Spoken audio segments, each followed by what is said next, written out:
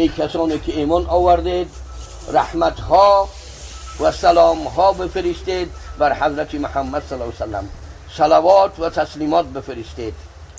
صلو و سلموا تسلیما، بعضی ها صلو را با دعا و بر رحمت یادآوری کنید حضرت محمد صلی الله علیه و سلم را، و سلموا تسلیما را بچه با انقیاد و گردنداری تفسیر کردند. به حضرت پیغمبر از درگاه خدا رحمت ها بخواهید و در دین و در شریعت او پیرو و گردندار و اطاعت کننده و فرمانبردار شوید. یعنی حضرت خداوند جل جلاله به علم قدیمش، به کلام مقدس قرآنش، ذات اقدس حضرت محمد صلی الله علیه و سلم را به این قدر رتبه بلند، مرتبه بلند پیغمبری، باز در بین پیغمبران حضرت خداوند با آیه قرآنی و فضلنا بعضهم علی بعضین، بعض پیغمبران را بالای بعض دیگر پیغمبران فضیلت ها، آبرو و عزت ها، مزید نعمت های الهی، مزید رتبه های بلند عبودیت و بندگی ها، قرب درگاه رحمت خداوند، قرب درگاه تجلیات و تماشای نور خداوندی و قربت و رحمات خداوندی را بالاتر و زیادتر گردانیده است. و ما و شما را طبق اجماع علمای اهل شریعت و طریقت، چون پیغمبرمان بهترین پیغمبران، پیغمبر ما بهترین پیغمبران و در حدیث مبارکه حضرت رسول اکرم صلی الله علیه و سلم آمده که نه تنها پیغمبران بلکه برای تمام نسل آدمی زاد، انا سید ولد آدم ولا فخره، من سردار و چه کلان سید پیشوای تمام نسل آدمی زاد می باشم گفته است حضرت پیغمبر صلی الله علیه و سلم، و نیست فخره، نیست فخره گفته. بعضی ها گفتن که حضرت پیغمبر با وجود این قدر رتبه بلند و مقام بلند عبودیت و بندگیشان، این قدر آبرو و عزت حضرت خداوند بالاشان قرار دادند، حضرت پیغمبر گفتن من از اینم فخری هم ندارم. بعضی استادای حدیث گفتن مراد از لا فخره یعنی از این فخر و آبرو و عزت بالاتر و بلندتر نمی شود. علما اجماع دارند چون پیغمبر ما بهتری پیغمبران و سردار تمام پیغمبران، سید الاولین و الاخرین، افضل الانبیاء و المرسلین،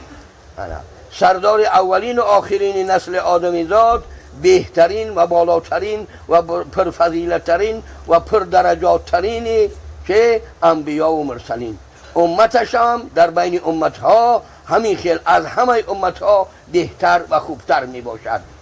بهتر و خوبتر می باشد. برای همین حضرت رسول اکرم صلی الله علیه و سلم بالای این امت ارشاد کردند که الجنت حرام علی الانبیاء و المرسلین حتی ادخلها و علی الامم حتی تدخلها امتی.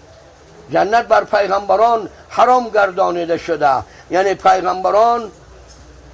دخول جنت از آنها در عمل نمی پیوندد مگر بعد آنی که حضرت محمد صلی الله علیه و سلم داخل بهشت جاویدان و جنت گردد. بنابر عموم، این حکم بنابر عموم از ابتدای نبوت و رسالت و دعوت الهی به لسان پیغمبران از ابوالبشر تا حضرت رحمت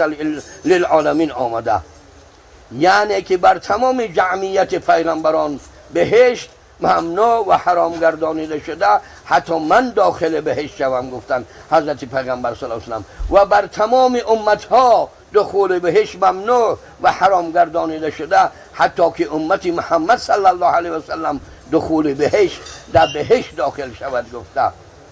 حضرت خداوند صلی الله علیه و سلم اخبار سابقه، اخبار حال و اخبار آینده، یعنی که سه وقت را به قرآن بیانات داده است. بیانات داده است که تمام عقلها، تمام علمها و تمام گذشته و آینده و حاضره ها در آن حیران ماندند، در آن حیران ماندند، حاضرم حیرانند. عجایب قرآن، اخبار قرآن تا روز قیامت به پایان نمیرسه. انا ما و شما الحمدلله امت قرآن هستیم، امت حضرت محمد علیه السلام می باشیم. این همه پیغمبران رحمت خداوند بر بالای امت ها بودند. نیکی با تخصیص بعضی آیات بغیر این آیتی و ما ارسلناک الا رحمتا للعالمین هم باز دیگر آیت های در شأن و شؤون حضرت محمد صلی الله علیه وسلم متلبس به رحمت های خداوند و فضائل و برکات از درگاه رحمت الهی نائل شدن و صاحب شدنشان آمده. در بعضی روایات در تفسیر بعض دو آیه سوره آخری سوره مبارکه بقره بعضی اهل قصه و تفسیر آورده که حضرت خداوند حضرت محمد علیه السلام را در شب معراج وقتی که وداع کردند، یعنی به حضرت خداوند وداع کردند و به سوی زمین ره سپار میگشتند، بازگشتنی بودند، در زیر عرش اعلی سجده کردند، خداوند را شکرگزاری نعمت معراج ادا کردند که سوره بقره معراج حضرت ابراهیم را نیز شاهد و گواه است و بیشتر پیغمبران به یک روایت معراج داشتند، نه چون معراج حضرت محمد صلی الله علیه وسلم، لکن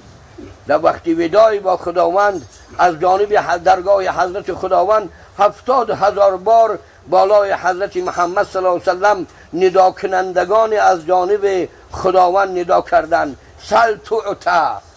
سل تعطا یا محمد صلی الله علیه وسلم، ای حبیب خداوندی، ای محمد رسول الله، ای محمد نبی الله، نبی آخر زمان، بپرس هر چیزی میخواهی. تو شب مهمانی تای، شب بازگشت بالای امت و بالای امت و به دنیای ظلمانی بازگشتن تای، هر چیزی میخواهی بپرس. در 70,000 بار حضرت پیغمبر صلی الله علیه و سلم به یک روایت تنها یک جواب دادن: امتی امتی امتی. این بالاتر رحمت گفته می شود. بسیار علما و دانشمندان برانند که امت گفته تنها کسانی که دین و شریعت اسلام را قبول کردند اینا به شمار نه، بلکه از مشرق تا مغرب، از جنوب تا به شمال، از زمین تا به آسمان، همه نسل آدمی زاد، مسلمان و غیر مسلمان، دیندار و بدین، همه نسل ابوالبشر آدمی زاد و صنف جن، همه امت حضرت محمد صلی الله علیه و سلم می باشد. وظیفه تمام پیغمبران را خداوند مجمع گردانید، سرجم گردانید و بالای دوش مبارکه در گردن حضرت محمد صلی الله علیه و سلم وظیفه همه پیغمبران که هر کدام در ده، در دیار، در سرزمین، در قلمرو، در ملت، در مردم پیغمبر بودن و راهنما بودن و دعوت کننده سوی راه خدا، صراط المستقیم، صراط الذین انعمت علیهم غیر المغضوب علیهم ولا الضالین آمین بودند. این سوره اولین قرآن هم بشارت و خبر پیغمبران سابقه را آورده و بر امت پیغمبر و اولا بر حضرت محمد صلی الله علیه و سلم خداوند تعلیم داده است که تو و امتت بایستی از من همین چیز را مسئلت کنی: اهدنا الصراط المستقیم، خدایا هدایت کن من را راه راست را، دین حق را، دین مرضیه را، راه را و شریعت و دین را که تو در او رضا هستی، تو خرسند هستی، تو خوشنود هستی از بنده. اهدنا الصراط المستقیم صراط الذین انعمت علیهم، راه حق، دینی حقی که نعمت دادی بر سابقان ما از انبیا و مرسلین، از حضرت پدرکلان حضرت آدم سر کرده تا حضرت محمد، آنقدر پیغمبرانی که برانگیختی جز علم خدا عدد آنها را کسی در شمار آورده نمیتواند. آیات قرآن گواه و شاهد است که عدد پیغمبران، اسما و نامهای پیغمبران در علم خداوند است. دعوت آنها، حتی بعض آیات قرآنی آمده که یگان قشلاک نمانده مگر که ما برای او هدایت کننده، نذیر، ترساننده از عذاب خداوند، بشیر، بشارت دهنده از چی؟ از ناز و نعیم و رضا و رحمت خدا در دنیا و ناز و نعیم سرمد دار آخرت برای کسانی که ایمان آوردن ما فرستادیم. گفته انا صراط الذین انعمت علیهم، راه راست و دین حق و دین مرضیه و دین رضا و رحمت، دین درست به حق که نعمت داده بر پیغمبران، انعمت علیهم، نعمت داده بر آنها از انبیا و مرسلین و امتهای هدایت یافته، بر پیغمبران و امتهای هدایت یافته و بر صالحان آنچه نعمت دادی از بین امتها. بعضی ها صالحان را نیز بنابر افراد جداگانه در تفسیر این آیت آورده. بعضی ها انبیا و مرسلین و امتها، چون امتها گفتن در بین او امتها علما هم، صالحا هم، کلان سالا هم، اهل ذکر هم، شب زنده دارا هم، تلاوت کنندگان ورقه های خدا و کتاب های خدا در شبها هم، که از امتهای حضرت آدم، که از امتهای حضرت شیس پسر حضرت آدم، که از امتهای حضرت نوح رسول علیه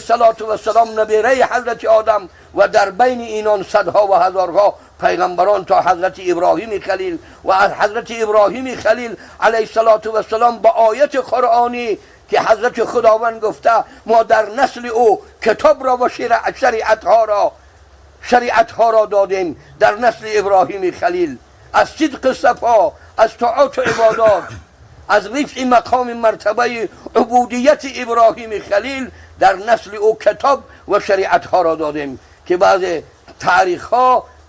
تا 45,000 یا 70,000 از نسل حضرت ابراهیم حضرت خداوند پیغمبران برانگیخت در دنیا، لیکن عدد پیغمبران در علم خدا. لکن بر رسول اکرم رحمت للعالمین و بر امتش ارشاد و هدایت قرآنی اهدنا الصراط المستقیم صراط الذین انعمت علیهم